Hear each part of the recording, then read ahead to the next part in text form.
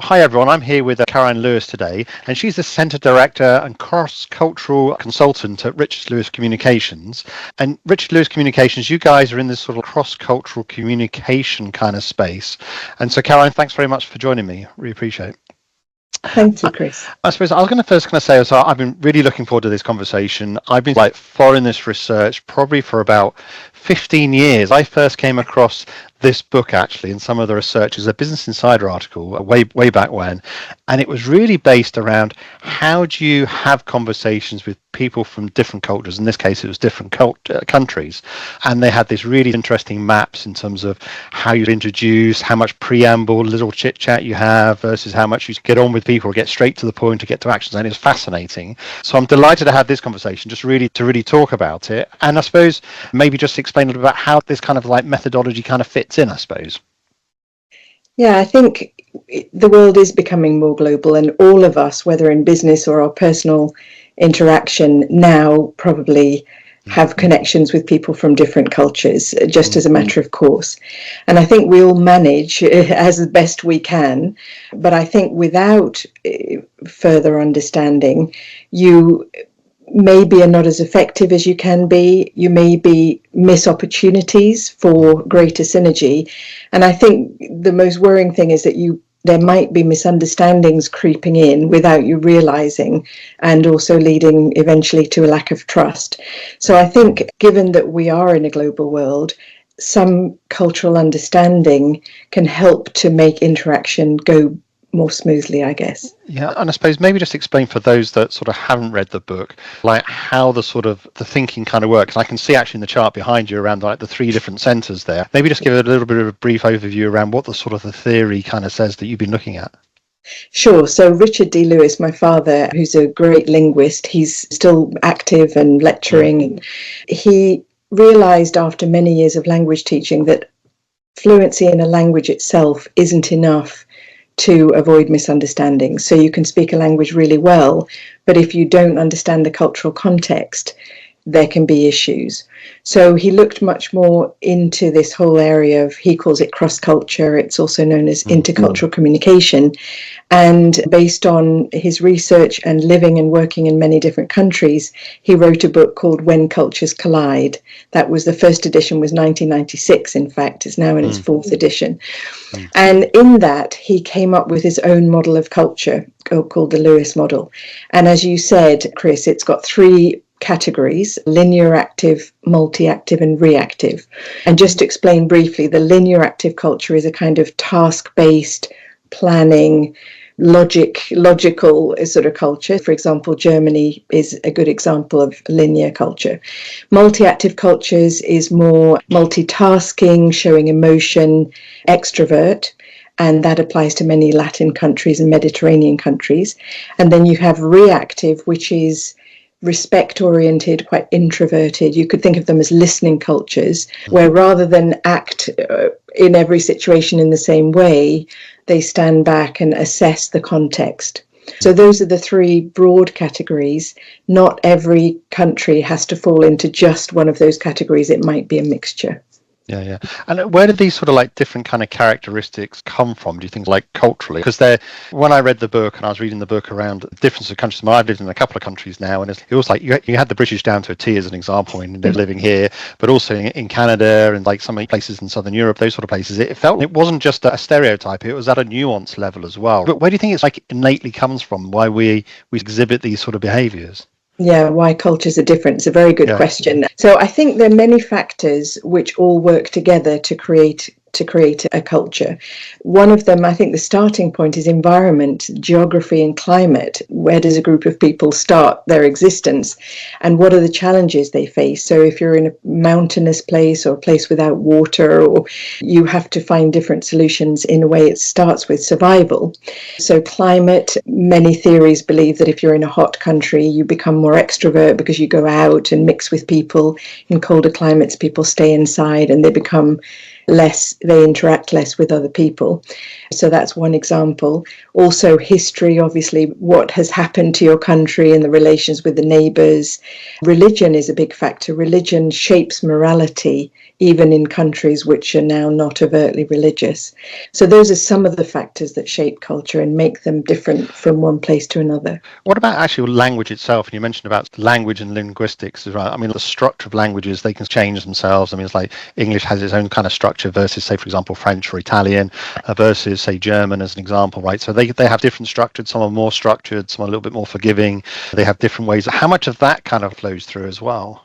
Yeah, language, it's an interesting question, and it's a bit like a chicken and egg question, which comes first and which influences the other. But some languages really reinforce the culture. So Japanese is a good example.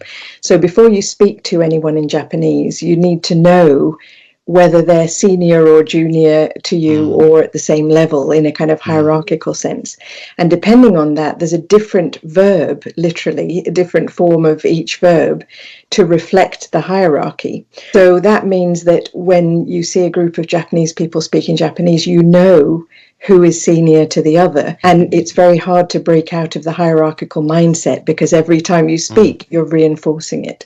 Yeah. I think you lived in Japan, right? So you had Japan, like the UK, we're in the UK. So maybe just talk a bit about some of the differences. It'd be good to illustrate in terms of like, I think the UK was like, that we were quite respectful, for example. I think a little bit of respect around hierarchy, some familiarity, those kind of things. It'd be good to hear a little bit about, maybe just compare and contrast a couple. You mean communication styles? That's communication maybe styles, a good place to start. So if we look at communication, you can look at it on a scale of things like direct and indirect and emotional or not emotional. So there are a lot of different scales you can look at when you look at how people communicate. And it's one of the big cultural differences, and it's one of the most important when you're working with people from other cultures to understand the differences. So if we look at directness, a country like Germany or the Netherlands are some of the most direct cultures. So if you ask them, what do you think of this? They'll say, I don't agree. It's not a good idea. And they'll be very direct, which works really well in Germany, where the values are honesty, efficiency, because everybody knows where you stand. I don't agree with you. But in cultures like Britain and even more so Japan, where people don't like confrontation, it can come across as quite blunt and confrontational. So that communication works really well in Germany. In Britain, we beat about the bush a bit more. My father refers to it as coded speech. So, you know, when you say with all due respect, you're not usually meaning that you respect someone. We tend to be much more indirect. Our values are politeness and diplomacy, so our behavior is reflecting those values. The problem is that it's like the iceberg metaphor, where the values are underneath the water, not visible. The behavior is what is a small part. And I suppose the big challenge comes up is if you're in the culture and everyone understands it, then you know that those are the rules. The big challenge comes up if you're, say, for example, from North America and you talk to someone British and they said, I think that's okay. Yeah, I think we're going to do that. That might mean that actually we're not going to do it, but actually you've taken away is actually we are going to do that. And that's where the miscommunication comes in and misunderstanding with big costs associated with it. Absolutely. If you look at, this is moving away a little bit from communication, but in terms of costs of not planning for cultural difference, the statistic on the failed mergers and acquisitions is still something like 70%, which is quite extraordinary. And one of the big reasons constantly given in research for mergers and acquisitions not succeeding is the cultural difference that companies don't tend to plan for. So they look at technical competence, they look at the market, but they're not looking at culture, both in the sense of national culture and organizational culture. So it can have big cost implications if you don't plan for cultural difference. And I think going back to the communication issue, you can have a meeting where you feel your message has got across clearly, and with Japanese people, for example, you can say what you want to do and they may say yes, and you go away thinking it's all been agreed, and then nothing happens. And that's because the yes is, yes, we're listening to you, not yes, we agree with you. It's a kind of form of polite active listening. So in the same way, if a German person is in a meeting and a British person says I agree up to a point, or that's an interesting idea, the German person will feel that there's mileage in the idea and want to pursue it, but the British person is politely trying to say, no, I'm not interested. So it leads to these simple things, lead to a lot of misunderstandings, which can then escalate into bad feeling. And I suppose all of this goes both ways as well, isn't it? So everyone's sitting in Japan saying, what are the British actually talking about, as an example, as much as we might be saying that as well. So the misunderstanding goes equally both ways, I'd imagine. Absolutely. And I think with culture, the most important thing to remember is there's no good or bad culture. Somebody once asked me which is the most efficient culture. That might have been a German person asking me that. But basically, every culture works in its own context. So every culture is efficient in its own context. It's when, as you said, you go out of that. So with British people, we understand the coded speech. If someone is expressing, I agree up to a point, you think, okay, they're not really agreeing. But it's when, other people find us very confusing sometimes. And I suppose, how much has that changed? And we've all kind of moved around quite a lot now in terms of, so you might be living in one country but come from somewhere else originally, or even been brought up slightly differently in the country. How important has it become, not just between different countries, but also within a country as well? Because you can get some of those misunderstandings that happen between individuals as well. Absolutely. So when you talk about culture, it's not a monolithic thing. So firstly, it's not just the national culture. There are many dimensions. So individual culture, which is what you're saying about you personally have had experience in another culture, one of your parents is from somewhere else. Then you have your national culture, and then there's the corporate culture of the company or organization you work for. But on top of that, you've got regional differences, professional differences. In the UK, maybe class differences. So all of those things impact on how people behave and on possible misunderstandings. So the most useful thing is to keep all those dimensions in mind, and national culture is just one of those aspects to help understand why other people may be behaving in a way that is confusing to you. And what's the kind of the solution for it, or the remedy for it, I suppose, is kind of we're getting, because it's a fascinating problem, but like, how do we help ourselves almost get over it to a certain extent, or make sure we don't have these misunderstandings? What's the solution that you guys look at? Yeah, I think when we do training, the sort of path that I try and take people down is, firstly, there's awareness, and we notice somebody's doing something differently. They're late for a meeting, or they're being very direct. So that can confuse you, can irritate you, can frustrate you because you don't understand it. And then you can find out more about it through training and understand why somebody might be late. That helps you not be confused. You still may feel that their behavior is not what you would prefer or do. I think the third stage is to try and create a cultural empathy. It's not easy, but it's trying to put yourself in the other culture's shoes, try to understand which values are generating or creating that behavior. Because once you do that, you can see the value in how they do things equally to how you do things, and recognize that it's just different. That as human beings, what we're aspiring towards and what we want out of life is often very similar, but the ways that we think are the best ways to go about it can be different. Yeah. So I suppose I spend a lot of time in the contact center world, as an example, and you come across lots of different customers all the different time, and they might be from all different backgrounds. And so it's not even just one type of culture you might come across. You're going to cross the next person you might talk to might be from somewhere completely different. The next person might be something completely different. So is it just really around that sort of like flexibility and understanding, and like taking a step back and a bit of a breath, and be aware of your own cultural mindset as much as anything, to then be sympathetic or empathetic to other people's? Yeah, you've raised a very good point, which is customer expectation. So customers in different cultures expect very different things. I think there's several points there. One is, yes, one of the most important things is to be open-minded and not judgmental and give people the benefit of the doubt. But I think the Lewis model and the categories can help you predict how people may behave, even if they're from different countries, if they're in the same categories. So if we go back to the multi-active category, it's a very relationship-oriented category. So in those categories, in those cultures, even in a business situation, people are expecting some sort of personal interaction. So in linear cultures like Germany and the UK, we can do business with people without having a relationship with them, without having strong personal rapport.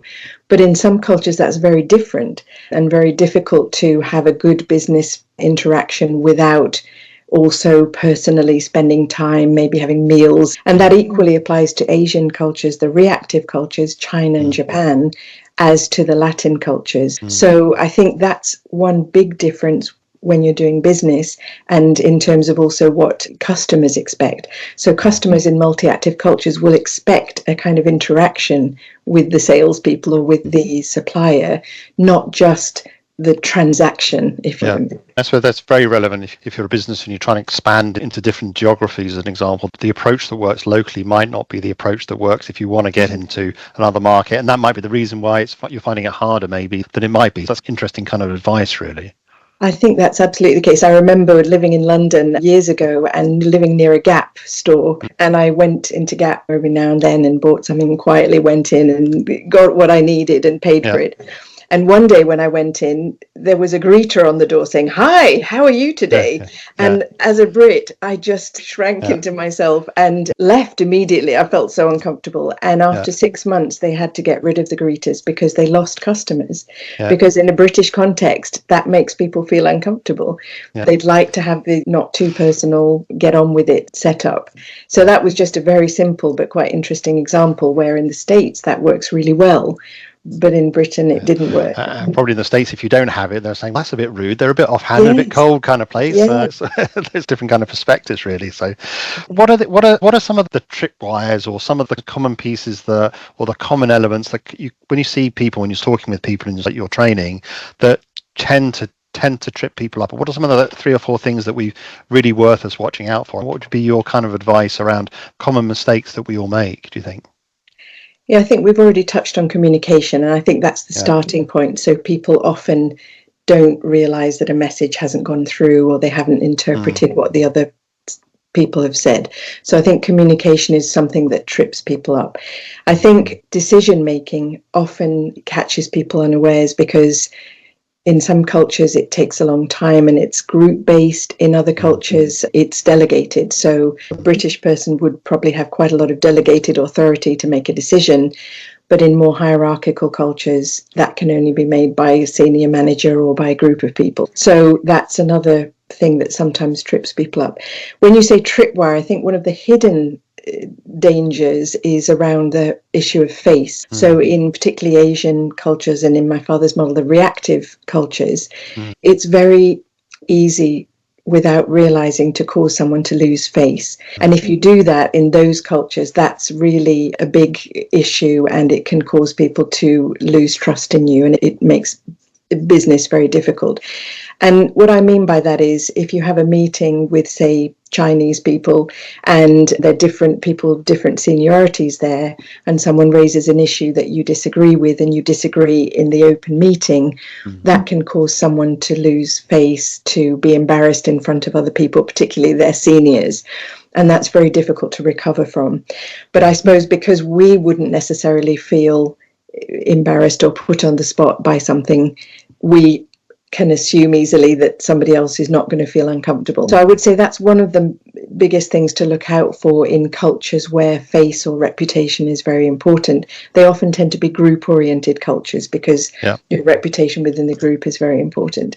And if you need to say something, you disagree with someone or ask for something more personal, it's better to do it in a one-to-one situation. So not in a public meeting. That's where people can lose face. Whereas if you go and have a separate meeting with someone and say, look, I just wanted to get your opinion on this, it's much less likely to cause a loss of face. I first came across this kind of research, I suppose, and we were back in the days of business process outsourcing. We were moving stuff offshore, we were doing offshoring, those kind of things. Like this multicultural piece was super important, and we were actually traveling to different countries as well. Now we've moved into this more like massively online world, even with things like social media, where everything's digital, and we're not traveling as much. But now we're doing stuff, probably interacting more. We're doing it much more digitally. How have you had to change the advice you give or the interactions? How's that kind of changed the interactions we have? And I know this is a rolling kind of cultural change that we're going through, but how have you had to change things? What has changed as a result of that, do you think? I think in a way, understanding cultural difference has become even more important because you don't have the contextual clues. You're not in the place, you're not face to face. When things are virtual, there's not as much to go on in terms of body language and eye contact, and particularly if cameras are not on. So I think understanding is even more important. I think particularly in cultures where the relationship focus is strong, so multi-active and reactive cultures, not having that face-to-face interaction really diminishes the opportunities and the strength of the interaction. I think for linear cultures less so, because we don't need that face-to-face pour as much, and we don't rely so much on body language to get our message across. So I think it's interesting because I think the lack of face-to-face communication and meeting people in person has a different impact depending on which cultural category you're from. I think if you have a lot of virtual meetings, you somehow need to build up common goals, common understandings, and build trust. And that's difficult when you have just back-to-back short defined meetings. I suppose having opportunities outside meetings to have discussions one-to-one can help. But I think it is a challenge for all cultures, but particularly those relationship-based cultures. I mean, it's quite a nice overlap versus the whole discussion around remote working or hybrid working versus like being in the office working, and when that matters versus not. And we can be quite transactional, can't we, in terms of the back-to-back meetings online. It's very efficient. However, there's also the non-meeting associated elements, which are the cultural elements, where you get to understand people, and often that's where the interesting conversations happen as well. But it's interesting in terms of like should we be hybrid, should we be remote, just making sure we don't lose that kind of cultural understanding and awareness around understanding that element, I would think. Yeah, I think you're right. And there's certain things like mentoring. If you start a new job, it's not just learning from the company handbook or just the tasks. You learn from other people and from colleagues and from conversations by the water machine or the coffee machine. So that's in the case in all cultures, particularly again going back to Japan. There's so much on-the-job training. There's very close managerial supervision. There's a mentoring system for all new employees in Japan, which is hands-on. So if you're not physically there, it's very difficult. The decision-making process is all through informal discussion. If you're not physically part of that, it's difficult to carry it out. So I think you do lose certain richness of business interaction and being mentored or learning things by not physically being there. On the other hand, it was interesting, you were talking about drivers of change. I think the pandemic has been a huge driver of change in terms of all over the world, in terms of people's expectation of work-life balance, the employee choice of how to work and where to work. But I think that means that certain cultures have had to rethink their business model and the way they train people. So you need to have a balance between being with people and giving them the freedom to have a bigger work-life balance. Yeah, this sort of globalization that's happening at greater speed, that's a feedback loop into our own cultures as well. So like our own culture changes as a result of interacting with other cultures, I would think. And so do you see that sort of accelerating as a result of, because you must have to constantly change the way we interpret what's going on to a certain extent. Yeah, I think there is obviously greater globalization means that, you know, what the music people are listening to, the food they're eating, what they're wearing is becoming more similar. At a micro level, people seem more similar, whatever culture they're from. I think underneath the surface, those values and the ways of doing things or preferences might not be getting more similar. So you'll still have, to give you one example, I came across a couple of years ago, a German manager who was here at the school said, we've taken over a British company, it was in real estate, and I'm very puzzled by the behaviour of one of the British colleagues because we made a decision in Germany that's final, but he said he wanted to have a meeting to discuss it with me. Now, as far as I'm concerned, that's a complete waste of time. It's not efficient because the decision can't be changed.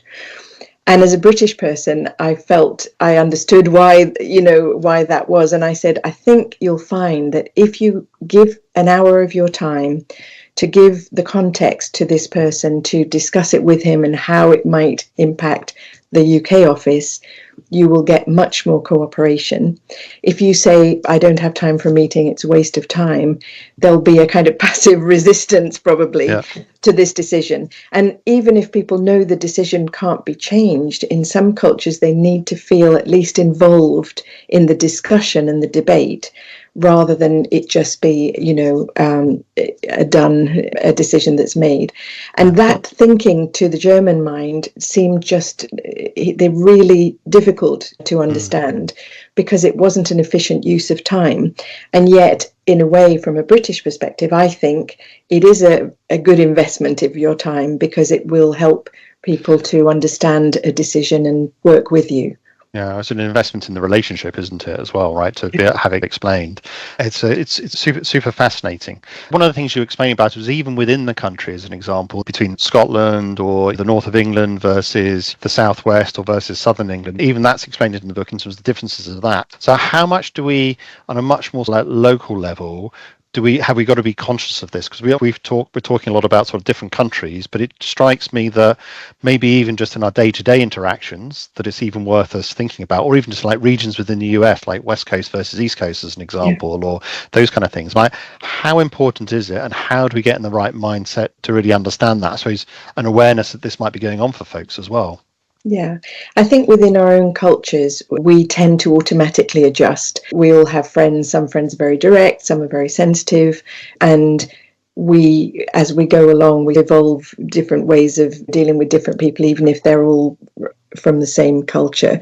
I think within the UK, for example, there are interesting differences. And my father, who's from the north, always has said that northerners are much more direct, they're much more straightforward, and it's the southerners who are indirect and beating around the bush. So there are certain observable differences.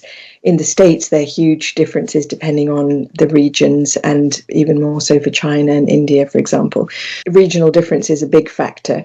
I think the Lewis model is really helpful as a kind of macro view of the categories, help you to think about how you can prepare to meet people and what they're likely to find, or their most important priorities, and what they're likely to prefer in terms of behavior. Within the category, you then need to go down to the national culture of, okay, Italy and Spain, they share a lot, but how are they different? And then within Italy, how is the north of Italy different from the south of Italy? How are engineers different from artists? I think that cuts across all cultures. So you're really building it down to the granular level, and then you have the individual who, for their own background reasons, may or may not be conforming to the national image. So I think, yes, you're very right. It's not a simple one size fits all or stereotypical approach. It's fine tuning, and in a real situation with that person. And I think when you do go to other cultures that you don't understand, or you don't quite know what's going on, what you said about taking a step back, taking your cues from people, a bit of trial and error. I'm going to adjust my communication style. Oh, that works much better. Okay, now I understand what may be going on. So it's not an immediate approach, but I think the more understanding and empathy and preparation before going into a new market, whether traveling or as a company or as a support hub, the better, because you feel more prepared, and then you can fine-tune your response depending on the reality of the situation. I think that anyone who hasn't read the book, I really recommend it. I went down a complete rabbit hole, a thoroughly enjoyable rabbit hole around looking around different cultures and how to interact, and it's the most wonderful read. It really is. I love it. I really do. Great. And it's fascinating. It really is. So I definitely recommend it. I think it's more relevant now than probably as has ever been, I think, in many ways, in terms of how we interact. And it feels to me like it comes back to, we're all human beings to a certain extent. It's just like how we overlay our cultural interactions to try and get through to that human to a certain extent. Absolutely. And that's the thing that I always stress, is we actually are very similar, but we go about things in different ways because our cultures have evolved in different contexts. And that can be actually a source of opportunity, not a barrier. But you have to get through to the understanding and ideally the cultural empathy. Yeah, well, that's a fantastic message, especially these days as well. So, Caroline, thank you very much. I really appreciate you giving me the time for the interview. I love the book and I love the research that you guys and your father did. I just think it's wonderful. So thanks very much. Really appreciate it. You're very welcome, and I'm always fascinating to talk about culture, so thank you.